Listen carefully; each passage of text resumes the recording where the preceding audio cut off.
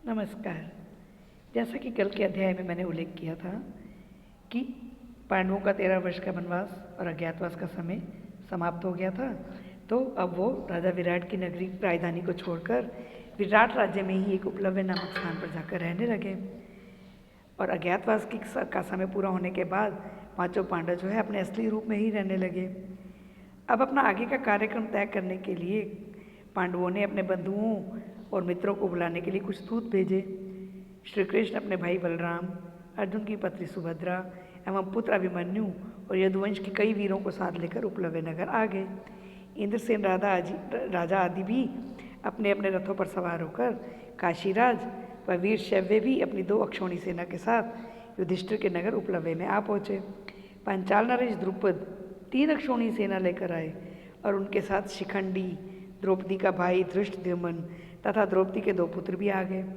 इन सब के अतिरिक्त कितने और राजा भी अपनी अपनी सेनाओं के साथ पांडवों की सहायता करने के लिए उपलव्य नगर में आ गए। सबसे पहले अर्जुन ने अपने पुत्र अभिमन्यु का विवाह विराट पुत्री उत्तरा से करवाया।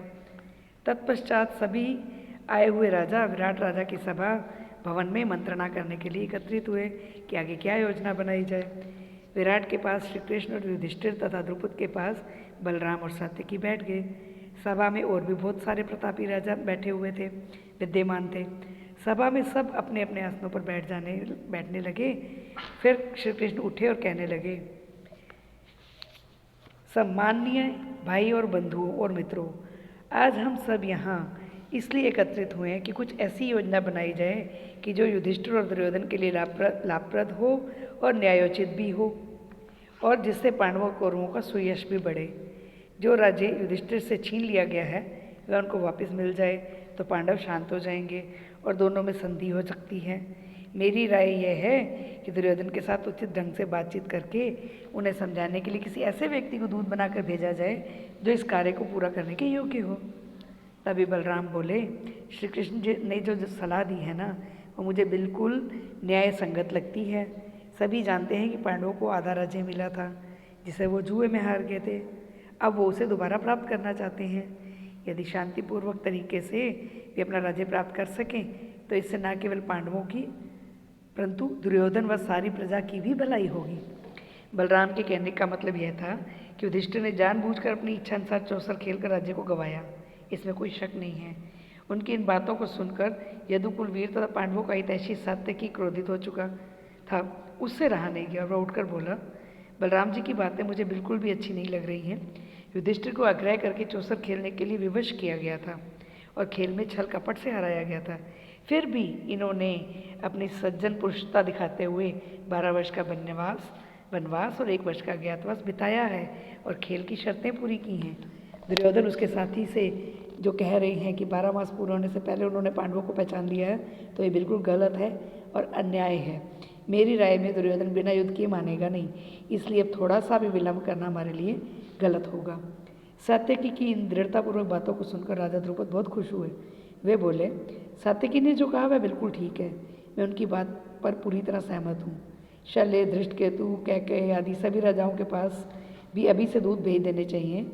इसका मतलब यह नहीं कि हम सुलह करने का जो कोशिश नहीं करें, बल्कि मेरा कहना यह है कि धृतराष्ट्र के पास अभी से किसी सुयोग्य व्यक्ति को दूत बनाकर भेज देना बहुत ज़रूरी है। राजा द्रुपद के कहने के बाद श्री कृष्ण बोले, सज्जनों, पांचाल नरेश ने जो सलाह दी है वह बिल्कुल ठीक है। मुझ पर जितना हक भाई बलराम का है और कौरवों का है उतना ही पांडवों का भी है। हम यहाँ किसी का पक्षपात करने के लिए नहीं, बल्कि उत्तरा के विवाह में शामिल होने आए हैं। अब हम अपने अपने स्थान पर लौट जाएंगे। श्री कृष्ण ने द्रुपद की ओर देखकर कहा, हे द्रुपद नरेश, आप सभी राजाओं में श्रेष्ठ तथा बुद्धि एवं आयु में बड़े हैं। आप हमारे लिए आचार्य के समान हैं। धृतराष्ट्र भी आपको बहुत सम्मान देते हैं और द्रोणाचार्य व कृपाचार्य तो आपके बाल सखा हैं। इसलिए यही उचित रहेगा कि दूत को जो कुछ भी समझाना है वह आप ही समझाकर उसे हस्तिनापुर में भेज दें। यदि इसके बाद भी दुर्योधन न्यायोचित रूप से समझौता करने के लिए तैयार ना हो तो सब लोग हर तरह से तैयार हो जाएं और हमें भी कहलवा भेजें।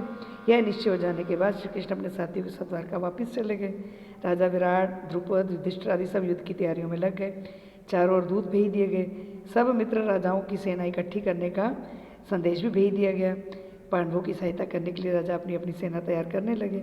इस प्रकार युद्ध की तैयारियां शुरू हो गई। तो उधर दुर्योधन भी चुपचाप नहीं बैठा था, उसने भी युद्ध की तैयारियां शुरू कर दी।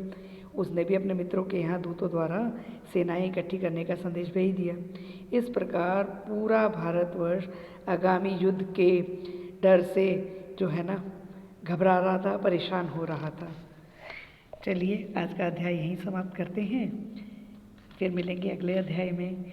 वीडियो पसंद आए तो लाइक कीजिए, कमेंट बॉक्स में कमेंट डालिए, शेयर कीजिए, बच्चों को दिखाइए और चैनल को सब्सक्राइब कीजिए। धन्यवाद।